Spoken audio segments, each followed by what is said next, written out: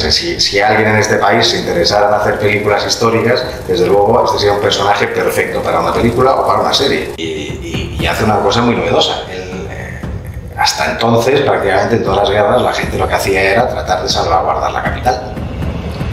Pero la Serna dice, si yo me quedo en Lima, pierdo la guerra. El virrey de la Serna, nuestro paisano de Jerez, tu ancestro, es el último virrey que permanece en el continente americano. Sí, bueno, pues evidentemente ya toda América ha ido cayendo. Se ha ido cayendo y es el único virreinato que queda español. No es que tuviera la ayuda de los indios, es que una de las grandes razones de la independencia de Sudamérica es quitar las tierras de los indios. Cuando Bolívar entra en el Perú, después de haber derrotado a la Serna de Ayacucho, es recibido por todos los caciques indios al grito de "Viva el rey, viva España".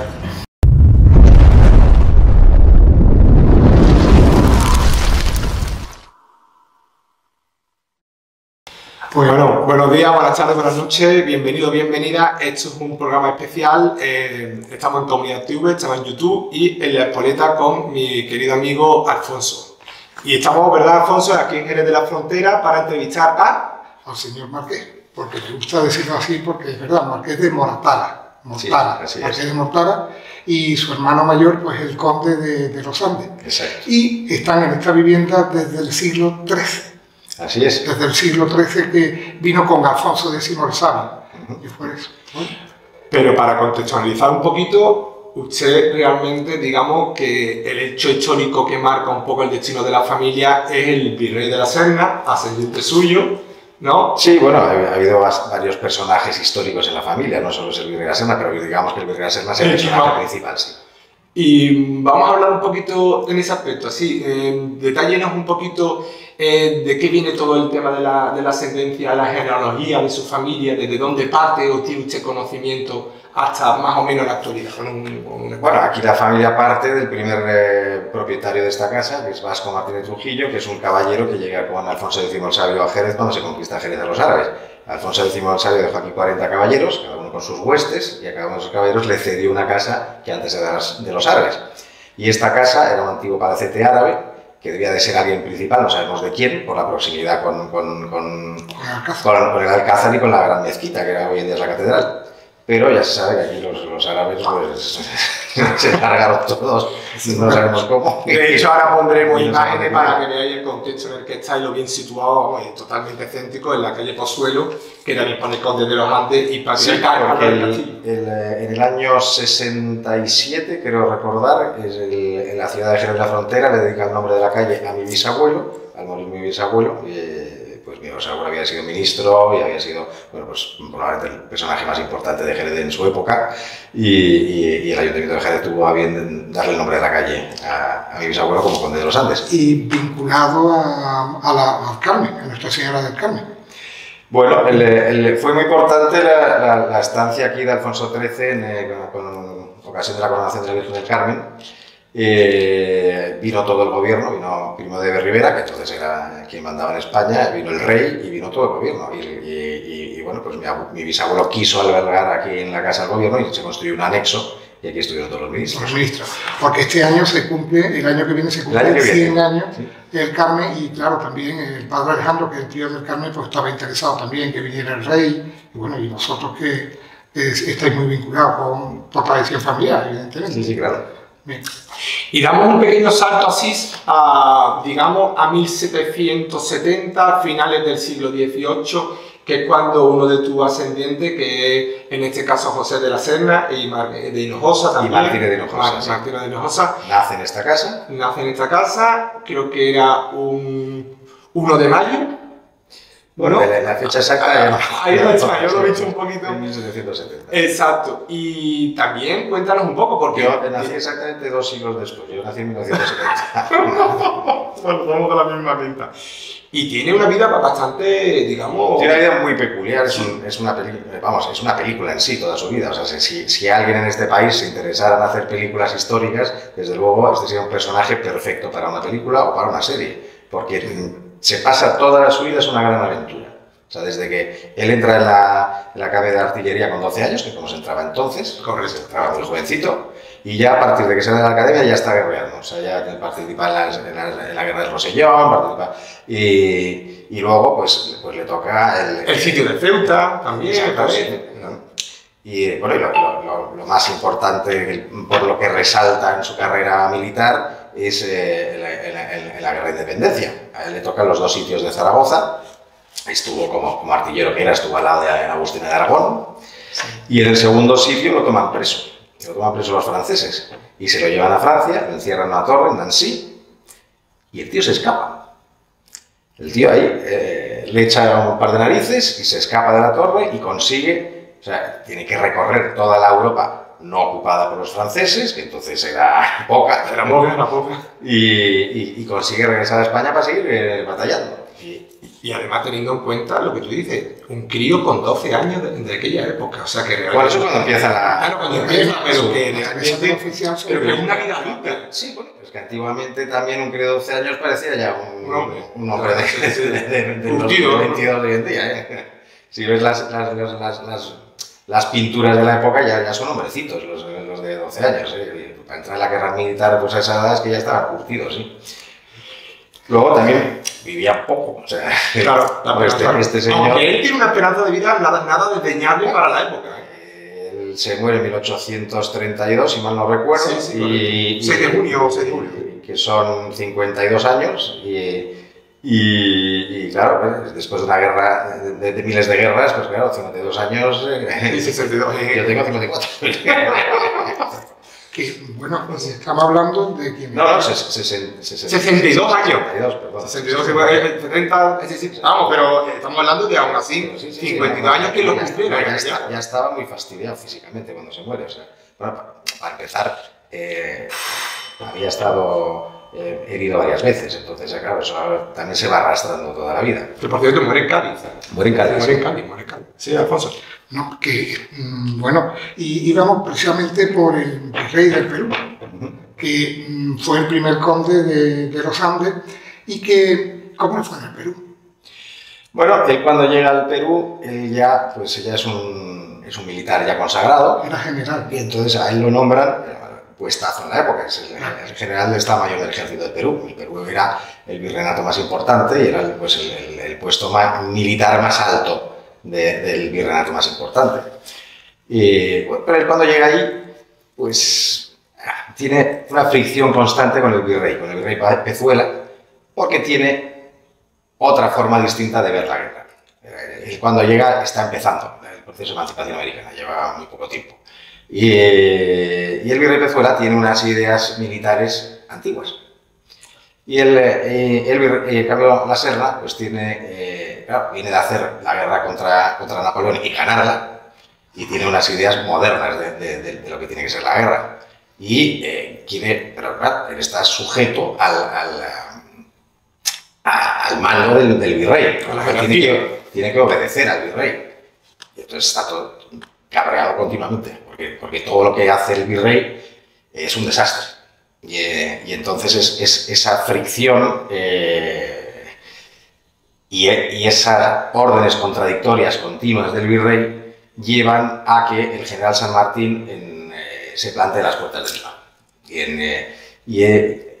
En un movimiento que además cae Chile corriendo y San Martín llega a las puertas de Lima.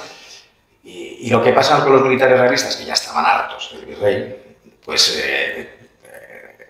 hacen una cosa que se llama el pronunciamiento de Apuquio, pero lo que en realidad es un golpe de Estado. O sea, al virrey Pezuela le ponen en la dimisión encima de la mesa y le dicen o firmas o aquí se acabó la guerra. Y entonces Pezuela firma y desiste. Y entonces el siguiente en el orden del escalafón de mando es el virrey, es la Serna, con lo cual la Serna pasa a ser virrey. Él no quería. Pero bueno, pues acepta el cargo y lo acepta con todas sus consecuencias y entonces hace una cosa muy novedosa. Primero, es un mando que es sobre todo militar. ¿De qué arma era? ¿De qué arma era? Él era artillero. Entonces la Academia de Artillería era importante. Era donde estaban todos los nobles y era, bueno, pues la artillería era como la rama más moderna y más importante del ejército. Y entonces él acepta el cargo y hace una cosa muy novedosa. Hasta entonces, prácticamente en todas las guerras, la gente lo que hacía era tratar de salvaguardar la capital. Pero la Serna dice, si yo me quedo en Lima, pierdo la guerra. Entonces, lo que hace es abandona Lima, deja que entre San Martín en Lima, y él se retira al Cuzco con sus tropas y rehace el ejército. Porque hasta entonces el ejército lo tenía bastante maltrecho y mal situado. Y entonces, a partir de ahí, él también tenía un concepto, que decía, San Martín no va a poder mantener Lima, porque está muy lejos de Argentina, está muy lejos de su habituallamiento, no va a poder dar de comer a la ciudad, se le van a levantar, y todo eso que él piensa que puede suceder, sucede. Primero, también porque una vez que rehace el ejército, empiezan a ganar batallas. Él gana en Torata, gana en Cepita, gana en Moquegua y destroza al llamado ejército patriota. Y entonces empieza a tener una idea de que el Virrey de la Serna es invencible. Y empieza digamos que a poner muchísimo miedo en los otros que venían ya de ir ganando la guerra muy fácilmente. Y tal es así que bueno, entre el miedo del ejército enemigo y el descontento de la población, pues hay un momento dado en que los que estaban en el Callao se levantan contra San Martín y se pasan a los realistas. Y eso es un golpe mágico, porque claro, el Callao era el puerto importante. Sí. Y entonces, a partir de ahí, ya San Martín ve que hay no sé qué, y el virrey vuelve otra vez y toma Lima otra vez, y se va a San Martín. Además, tiene una cuestión muy importante, que además el virrey de la Serna, nuestro paisano de Jerez, tu ancestro, es el último virrey que permanece en el continente americano. Sí, bueno, pues, evidentemente ya toda América ha ido cayendo. Se ha ido cayendo y es el único virreinato que queda español. Y otra cosa, ¿tuvo la ayuda de los indios?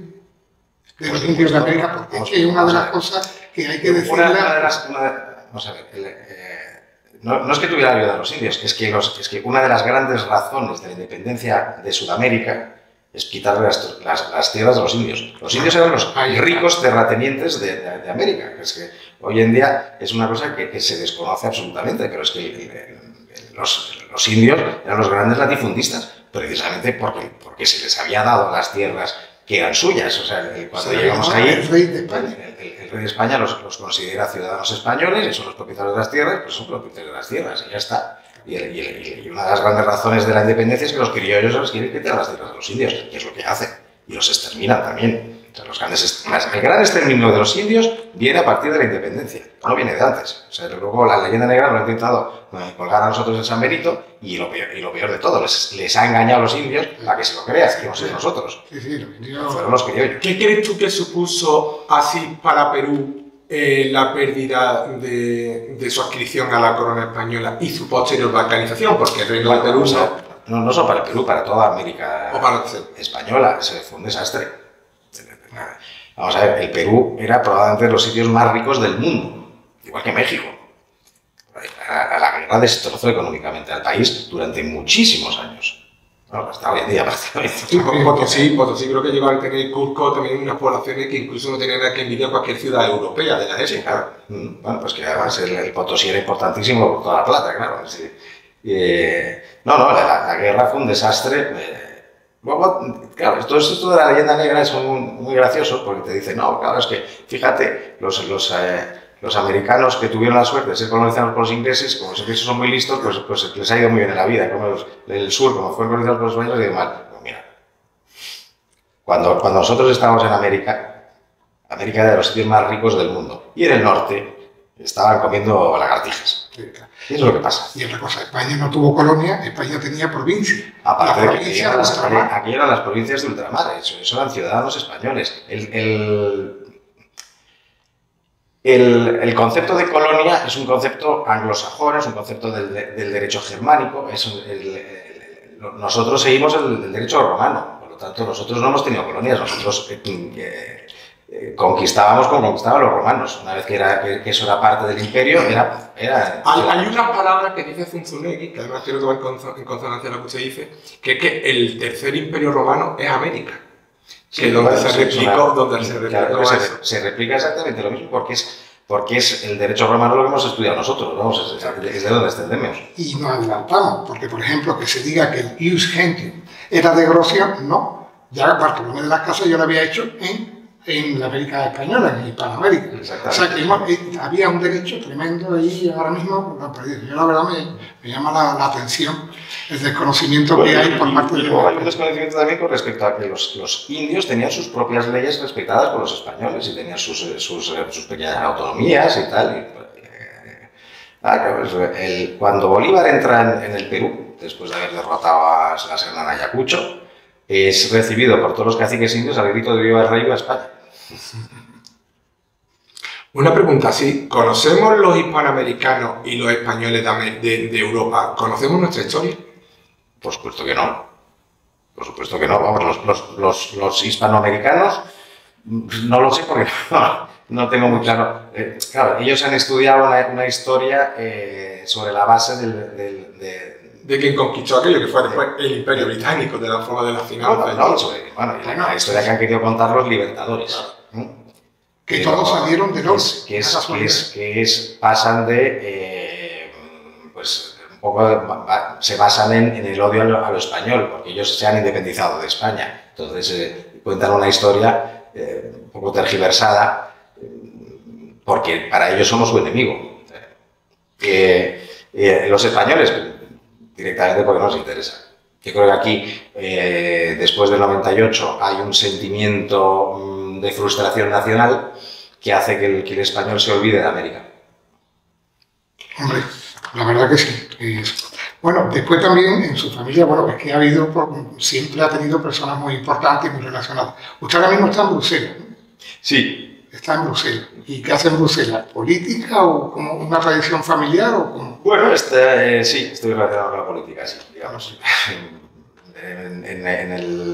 No directamente de cara al elector, pero sí. Que aporta un tema de conocimiento. Así volvamos un poquito a la historia del virrey de la Serna, porque me parece, como usted ha dicho, una vida fascinante y que es triste que veamos cómo los niños, las nuevas generaciones ven dibujos animados de cualquier índole y sin embargo en esta historia, como usted ha dicho, nos queda mucho por aprender, ¿no? Creo que hay un punto de inflexión en este aspecto un poco triste, que es la batalla de Ayacucho, donde realmente ya digamos que el signo de la guerra ya ha cambiado totalmente a favor de la tropa secesionista, mal llamada patriótica, y que además, digamos, venían con una legión de extranjeros, de británicos, ¿no? Prácticamente toda la oficialidad era británicos, correcto, los del otro lado. Y estaban subvencionados por Inglaterra, como era normal. O sea, Inglaterra era nuestro enemigo, pues nosotros estuvimos metidos en la independencia americana del norte, pues ellos estuvieron en la del sur. O sea, eso se produce en el 1823, 1824 aproximadamente. 9 de diciembre de 1824 es la batalla de Ayacucho. Y ya entonces se acabó. O sea, quedan algunos reductos, quedan algunas cosas. Bueno, luego al año siguiente cae Chiloé y en fin, algunos, los del Callao que estuvieron ahí encerrados. Otra historia también. Un año y medio, que bueno, fue también un mantino. Todos realmente creyendo que esperaban que iban a venir a rescatarles. Cuando aquí se perdió y nadie miró más para allá. Bien, de otro ya vamos a ir un poco para su bisabuelo, porque también tiene una importancia tremenda, ministro de Economía, testamentario de Su Majestad el Rey, Alfonso XIII, y bueno, eso fue una persona importante dentro de lo que... Bueno, mi bisabuelo es, junto con Carranza, los personajes más importantes de la primera mitad del siglo XX. Francisco Moreno Trujillo. No, Francisco Moreno y Zuleta. Bisabuelo Francisco Moreno y Zuleta. Francisco Moreno y Zuleta de Reales, sí. El bisabuelo, pues, él entra en política, él siempre tuvo una afición brutal a la política y entró en política con el partido maurista y fue jefe de gabinete de don Antonio Maura. Y entonces, bueno, pues él luego es senador del reino, luego lo hacen ministro de Economía al final de los años 20, luego ministro de Hacienda en el 30, y luego cuando el rey Alfonso XIII se exilia, pues se va al exilio con él, y el rey lo nombra jefe de la Casa Real. Y estuvo con el rey hasta sus últimos días. Fue de las dos personas que le acompañaron en su lecho de muerte, y fue el albacea testamentario del rey. Mi bisabuelo fue el que le administró los dineros al rey y se ocupó de los bastardos reales.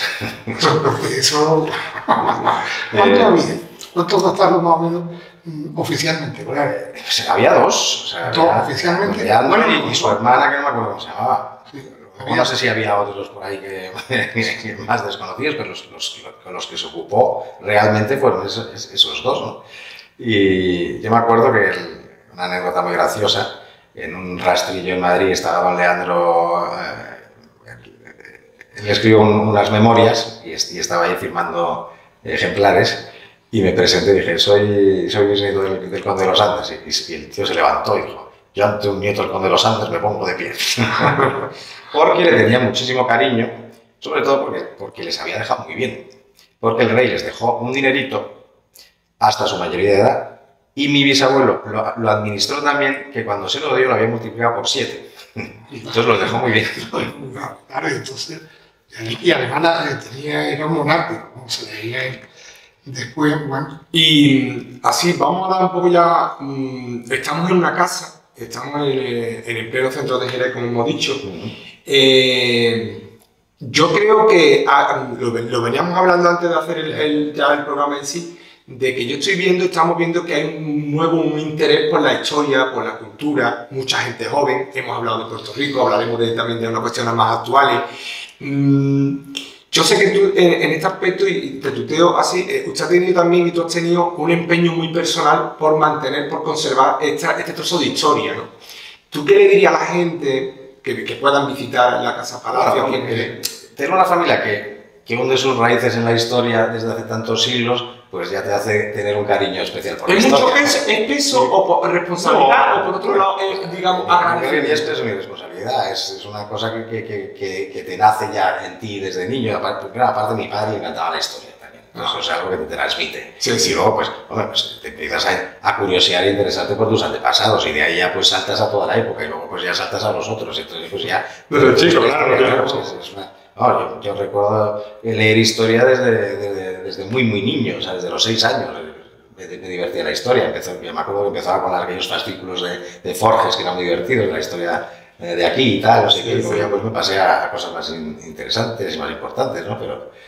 Pero no, sí que es verdad que durante muchos años la historia en España ha estado, pues, la gente no se interesaba demasiado, y yo creo que ha sido las redes sociales quien han recuperado un poco el interés por la historia. Y sobre todo hay un punto de inflexión cuando hace unos años, unos 10, 15 años, alguien mandó un PowerPoint sobre la historia de Blas de Lezo, que hasta entonces no conocía a nadie. Y eso fue un prurito que hizo que mucha gente que despertara y dijo, oye, pero qué héroes tenemos en España, ¿no? Y entonces ya empezaron a aparecer otros, y a raíz de eso, pues yo dije, pues yo quiero recuperar a mi propio héroe, que es el Virrey La Serna, que es un héroe, o sea, es un señor que tiene una vida que es como he contado antes, de película. Entonces, a partir de ahí, pues decido, bueno, también tenía que hacerme cargo de la casa y a ver qué hacía con la casa, pues digo, vamos a darle un contenido a la casa, y vamos a abrirla al público, vamos a enseñar la historia del virrey, la historia de los otros antepasados, y esa es un poco la idea de cuando yo abro esto al público hace 10 años. ¿En qué situación tú catalogarías? Además, creo que la respondí parcialmente a la pregunta. ¿Cómo está la situación de la historia de España hoy en día? ¿Pesa todavía mucho la leyenda negra? ¿Hay más sombras que luces? ¿Lo ves con cierto optimismo? Bueno, hay un intento, no sé si exitoso o no todavía, pero de combatir la leyenda negra, que hasta entonces había, vamos, es que los españoles se creían la leyenda negra. Que es algo inaudito, ¿no? Que te creas la historia tergiversada que han hecho tus enemigos sobre ti, y tú te la creas. Y todavía los tienes, ¿eh? Ahí hay una serie de partidos políticos que su leitmotiv es la leyenda negra. Tristemente es así. Bueno, y que tengamos calles dedicadas a Voltaire, Ya es increíble, porque Voltaire fue un enemigo de España, empezó con el rey, no se pudo meter con el rey de Francia y se dedicó a meterse con el rey de España. Sin embargo, tenemos una calle, es que es increíble lo que Pero en Cádiz tenemos un monumento a Simón Bolívar, por ejemplo, no hay que dice, y no tenemos aquí no tenemos monumento al virrey La Serna en Jerez de la Frontera, que es su ciudad natal, que es probablemente uno de los ciudadanos más importantes de la historia. llamamiento. Y sin embargo tenemos estatuas por toda España de Simón Bolívar, de José de San Martín y de todos los traidores, en realidad. Todos los traidores, ¿no? Es que son traidores. Pero bueno. Bien, también tuvo Lo que no se entiende es que además la gran mayoría de esas estatuas las puso Franco. Sí, es cierto, es cierto, es cierto. Pues Franco sabía de historia, leía los episodios nacionales, por lo visto Benito Pérez Galdós. Sí, pero es verdad, porque al final te das cuenta que esto no tiene ninguna vertiente. Sin embargo, lo que tú has dicho, los datos. Y es verdad que Franco fue uno de los más precursores de monumentos y de estatuas y bustos a Simón Bolívar y San Martín. Es un dato curioso. Sí, que además fue un asesino. Sí. Tipo que desde el principio él dijo que voy a hacer la guerra a sangre y fuego y el que no esté de mi lado lo paso a cuchillo. Así, estamos viendo, como tú dices, que la cosa parece que está cambiando. Te he hablado un poco del tema de Puerto Rico, que han ido a la Asamblea de Descolonización de Naciones Unidas y ha habido una gran repercusión. Estamos viendo, por ejemplo, cómo están proliferando, como más Alfonso, muchos canales de historia, de política, de conversatorio, muchos literatos, muchos académicos, muchos periodistas. Por cierto, ahora se está celebrando en Pasto, en Colombia, también el tema del centenario de Agustín de Agualongo, como te he dicho, uno de los realistas más fuertes que hubo, y que está don Patricio Longo y otra serie de eminencias allí dando unas conferencias. ¿Hacia dónde nos deberíamos de ir? ¿Hacia qué dirección deberíamos de ir los 600 millones de hispanos a tu juicio? Porque creo que tengo un íntimo amigo boliviano que estuve con él hace nada y me dijo, mira, es que hace muchos negocios por distintos países, y me dijo, mira, es que tenemos una suerte tremenda en Sudamérica, que es allá donde vayas, es que se habla español. Sí. Es que se habla español. Bueno, es que al final todos hablamos español, la lengua vehicular nuestra es esa, y eso es algo que tenemos que aprovechar, que no se aprovecha tanto. Entonces, segunda lengua materna. Yo estoy con Marcelo Guya, que tú has nombrado en algún momento dado. Bueno, él es un panhispanista, yo también. Yo creo que tenemos que sacarle punta a eso, que es algo tan importante como eso. O sea, desde 1824 aquí hemos estado separados un continente y otro. Bueno, luego sí que algunas multinacionales españolas han desembarcado ahí, pero no, en algunos momentos no con tanto acogimiento como deberían, pero es algo que tenemos que hacer. Es que es muy importante. O sea, yo creo que lo que está uniendo precisamente Hispanoamérica con España es YouTube. O sea, son los canales, los creadores de contenido son los que estamos, porque por la lengua, como tenemos la lengua, pues nos estamos uniendo todos, y eso es lo que está uniendo, nos estamos dando cuenta que somos hermanos precisamente por las redes sociales. Claro. Es que hemos dicho así, que tenemos una herramienta muy potente, que es la segunda lengua más materna, más potente del mundo, la segunda por maternidad, una de las más en crecimiento. Y es que, bueno, es que en unos años era probablemente la primera en Estados Unidos también, ¿eh? Sí, correcto. Bien, también tiene su abuelo, que Premio Nacional de Literatura. Sí, bueno, mi abuelo pues entra en política también porque su padre está en política y él estudió ciencias políticas en la Universidad de Oxford, ciencias económicas y políticas, y él entra por pues en un momento dado que él es profundamente monárquico, igual que su padre, pero aquí ya no está el rey. Está la República, y entonces él entra por la lista conservadora de Cádiz durante la República y entra como diputado. Le llamaban el baby diputado porque era el diputado más joven del Congreso en ese momento, tenía 24 años. Él fue diputado en el año 33.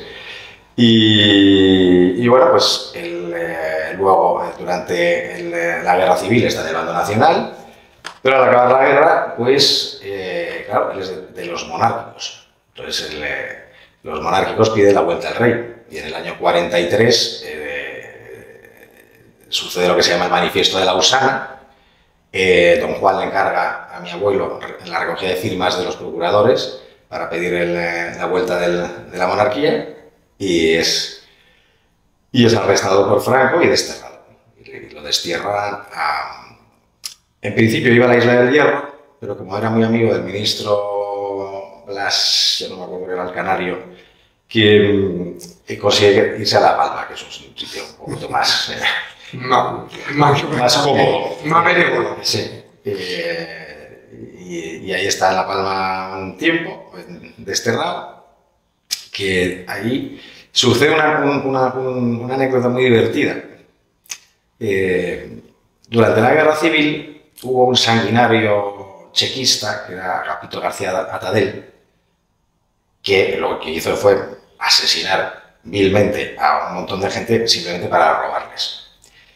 Y consiguió reunir 24 maletas de joyas y dinero y tal, y el tío se escapó de Madrid, se fue a Francia, se cogió un barco y su idea era llegar hasta Cuba. Tal era la repugnancia del personaje que el mismo gobierno republicano llamó a Franco para decirle que este tío había huido. Entonces, y que probablemente iba a hacer parada en el puerto de Cádiz y en el puerto de La Palma en su camino a Cuba. Bueno, el tío llega a Cádiz y consigue escaparse de la policía franquista. Y entonces el siguiente destino es La Palma, y cuando llega a La Palma, pues también consigue engañar a la policía franquista, pero hace una cosa muy española, que es que se va a un bar a celebrarlo, se coge una tajada importante y empieza a contar que le ha engañado a la policía franquista, y ya pues, la atrapa. Y entonces, pues nada, se lo traen aquí a Sevilla y es ajusticiado. Pero las 24 maletas esas se quedan en La Palma. Bueno, por ahí se quedan, olvidadas durante unos años, eso estamos hablando del año 36, y en el año 43, estando mi abuelo ahí, pues mi abuela va a visitar a mi abuelo. Y entonces, con ocasión de que iba mi abuela, estando mi abuelo aquí, no sé qué, pues le hacen una cena homenaje en el casino de La Palma a mi abuelo, de los monárquicos de la ciudad. Y entonces, estando ahí en el cóctel, pues de repente se queda mi abuela Blanca, mira a una señora y dice: ¡ese broche es mío! Y ahí se descubrió que había una serie de señores que se habían quedado con las maletas de Atadell. Pues esas son historias que lo que tú dices, que se van rescatando. Y entonces, yo me enteré de la historia, yo no sabía de esta historia, pero me enteré yo fui a visitar La Palma, hará unos 5 o 6 años, porque uno de los diputados de la Asamblea Canaria era amigo mío, y este, curiosamente, es el propietario actual de la casa en la que se quedó mi abuelo cuando estuvo allí. Y entonces me invitó, me quedé en su casa y me presentó a un historiador el que me contó la historia, que había hecho una exposición sobre el tema y luego ha publicado un libro sobre este tema. Que para ir finalizando ya así, ¿tú cómo ves la situación actual de España y qué puede aportar lo que me ha dicho Alfonso, el tema de la divulgación, el tema de la historia, el tema de la cultura? Porque... Bueno, yo creo que todos los países tienen que mirar un poco a su historia, ¿no? Porque eso enseña mucho cómo somos y aparte que es importante, o sea, que conocer tu propia historia. O sea, a mí me echo a llorar cuando vienen aquí turistas, te preguntan sobre Jerez y hay un montón de gente que no tiene ni idea de la historia de Jerez. O sea, yo creo que la historia de Jerez se debería aprender en los colegios. Sí, pero sales a la calle y preguntas quién es el Virrey de la Serna, prácticamente la mayoría de los jerezanos no saben quién es. Preguntas quién es Alba Núñez de Vaca, tampoco. O sea, pero esas cosas se deberían de estudiar en el colegio porque hay que conocer nuestra propia historia. Con lo mismo que el vino de Jerez, ¿eh? O sea, yo he estado en un bar aquí en Jerez, llegar un turista y preguntar: oiga, perdone, ¿cuál es la diferencia entre un fino y un oloroso? Y contestar el camarero: pues que uno es amarillo y otro es rojo. Pues yo te aseguro que eso en Francia, preguntas en Burdeos y un camarero no te hace una contestación de esas. Es que yo creo que... Pero es ahora, porque los camareros antiguos lo distinguían. Sí. Pero ahora mismo es que se ha perdido hasta eso. Porque antiguamente, vamos, se distinguía el oloroso de Esperamos que gracias, como has dicho tú bien, Alfonso, a las redes sociales, a los podcasts, a las nuevas tecnologías, eso, como tú dices, sirve incluso para recuperar, ¿no? Porque yo creo que las tecnologías pueden ser nuestro mayor aliado o nuestro mayor enemigo. Entonces, creo que la recuperación que tú estás haciendo es muy importante. También, a ver, depende de cada uno, ¿no? Siempre va a haber alguien que le guste más ver Corazón de Verano que un podcast de historia, pues eso, claro. Eso va a suceder.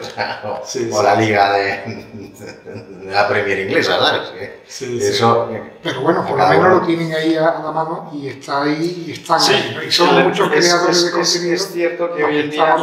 Y te sale del discurso oficial y puedes contrastar un mismo hecho histórico con diversas fuentes, cosas que a lo mejor antes no pasaban. Sí, eso sí es cierto, sí. Hoy en día tienes la información mucho más al alcance de la mano.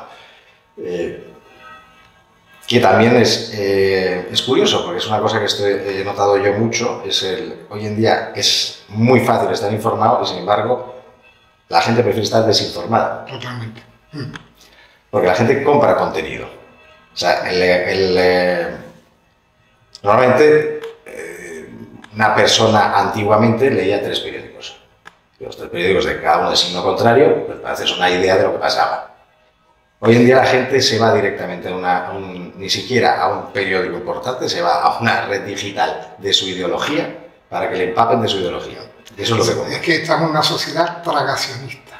Sí. Tragacionista, se lo tragan todo. No hay espíritu crítico. Especialmente una parte de la sociedad. No tiene ningún espíritu crítico. No, porque quieren comprar eso. Ellos quieren que les cuenten. Y si vas y les dices, no, mira, esto es mentira porque esto no es... No quieren saberlo. No lo quieren, no. No quieren saber que es mentira. No se cabrean cuando se les... Es que la verdad, yo empiezo mi podcast con la verdad, una actividad de riesgo. Porque es verdad, digo las ponetas, la verdad, una actividad de riesgo. Porque claro, decimos la verdad en las tertulias en eso y hoy en día decir la verdad, no, todavía es difícil. Pero claro, la verdad no es la verdad que tú quieras. La verdad es la verdad. Lo real es lo real, no un sentimiento. Hombre, y además que lo importante siempre es que tú... Y luego la gente se cree los memes que le llegan. Vamos a ver, ¿quién ha escrito esto? ¿En qué se fundamenta? Usted lo sabe, usted sabe de dónde sale esto. No, pero como es algo que quiere creerse, pues lo creen. Sí. O sea, es a base de tweets, de cosas pequeñitas que alimentan su ideología. Estamos en la generación del dedito para arriba y que tú dices, nadie se preocupa en averiguar si una información que le llega es cierta o no. Nadie. O sea, la gran mayoría se lo corta, muy bien hecha, sociológicamente, que impacta. Por lo cual, así, ¿tú qué recomendarías? Que realmente tú ves como la historia un pilar fundamental que tenemos que inculcar otra vez, por lo menos en la escuela, ¿no? Y bueno, tenemos ese complejo que tenemos. Vamos, la educación española lamentablemente cada vez es peor. O sea, además, no es que de verdad se puede pasar de curso sin aprobar. Sí. De verdad, ¿en serio? Pero, o sea, claro, es que estamos forjando a magos. ¿Quién va a estudiar pero que esto si no sirve de nada no estudia? Pero que esto se está haciendo queriendo. Sí, que salgan tanto analfabetos de la universidad le cuesta mucho trabajo. Que esto no es fácil. Y eso, bueno, yo creo que tenemos que lanzar mensajes de optimismo y que realmente yo creo que, mira, vuelvo a decirte, yo creo que cuando ves a Marcelo Gullo, que tú lo conoces, Elvira Roca, Patricio Long, y venden miles y miles de ejemplares, parece que hay una parte de la sociedad... Sí, por supuesto, o sea, hay gente que efectivamente que está dedicándole un poquito más de atención a la historia de España y gracias a Dios a la historia de Hispanoamérica, que estaba muy abandonada. Que no Latinoamérica. Muy abandonada por nosotros. Sí. No solo por nosotros. Sí. Aquí hay gente que se está dando cuenta, oiga, que es que ahí hay un trozo de España, o sea, que fue un trozo de España. España americana, como dice Zunzunegui. Para finalizar ya por mi parte, así, Me gustaría que nos lanzaras una última, no sé, una última opinión, una última reflexión desde aquí, desde la Casa Palacio, de tu casa, ¿no? De que tanta historia atesora y que ahora vamos a poner después un poco una imagen de lo bonito y de lo atesora la historia, porque aquí se huele, ¿no? se escucha, ¿no? En el silencio lo que ha tenido, la gente que ha tenido que pasar, las conversaciones que ha tenido que suceder, los hechos históricos que han contemplado, ¿no? ¿Qué mensaje tú mandarías a la población que hoy en día ya con las redes sociales, ya no digo que es local, que es de Jerez, ni de Cádiz, ni de España, sino global? Nos puede ver un amigo o una amiga desde Filipinas, desde Palau, desde Carolina, ¿no? En Estados Unidos, ¿no? ¿Qué mensaje darías tú también a esos jóvenes emprendedores? ¿Qué nos queda a los 600 millones de hispanos por hacer? Tú que tanto has vivido el emprendimiento, que viajas tanto... Bueno, pues lo que nos queda es aprovechar lo que tenemos, sin más. O sea, es que es así de sencillo. O sea, tenemos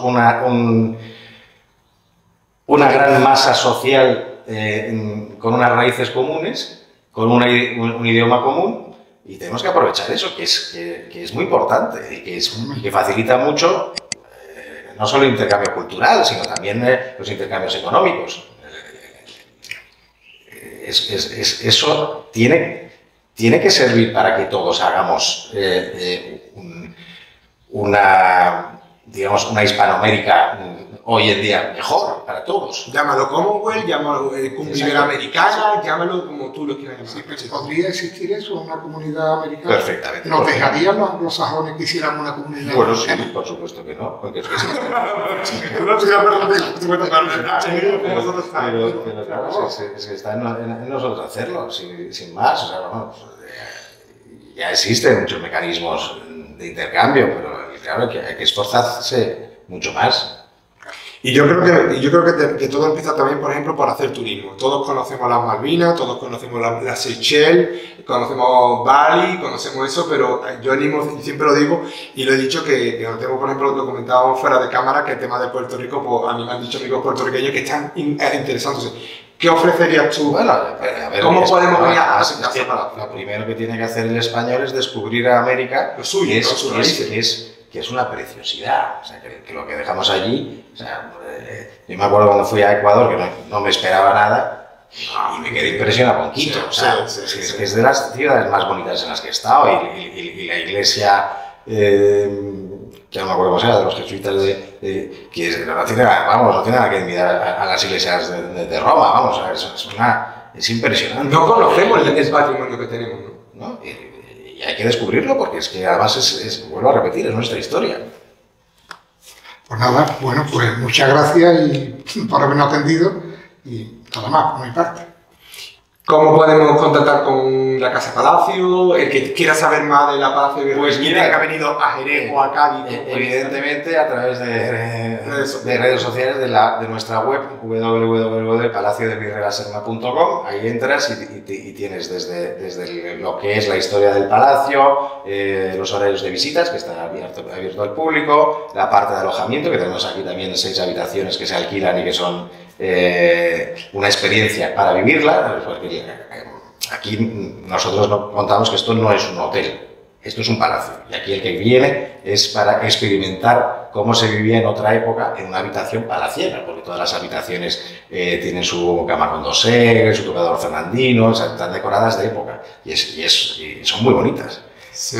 Y bueno, y además estaremos en el centro de Jerez, con un jardín precioso, con una piscina estupenda para el verano, y bueno, y aquí estamos para todo el que quiera. Doy fe que estás en el centro de Jerez. Quiera eso, experimentar no solo quedarse en un palacio, sino descubrir la historia del palacio, que es muy interesante. Pues sí, muchísimas gracias por haber estado, ¿verdad, Alfonso? Con nosotros, y a todos los que nos estáis viendo, lo que siempre decimos y que dice todo el mundo, que os suscribáis, que le deis a la campanilla, que le deis a me gusta y que queréis cualquier cosa en los comentarios. Vamos a dejar la página web de la Casa Palacio del Virrey de la Serna, porque creo que es un trozo de historia que tenemos que descubrir, y por supuesto, ¿verdad? Que vayan a la espoleta también lo vamos a dejar. En la espoleta también, la entrevista. Pues muchísimas gracias a los dos. Un saludo y hasta la próxima.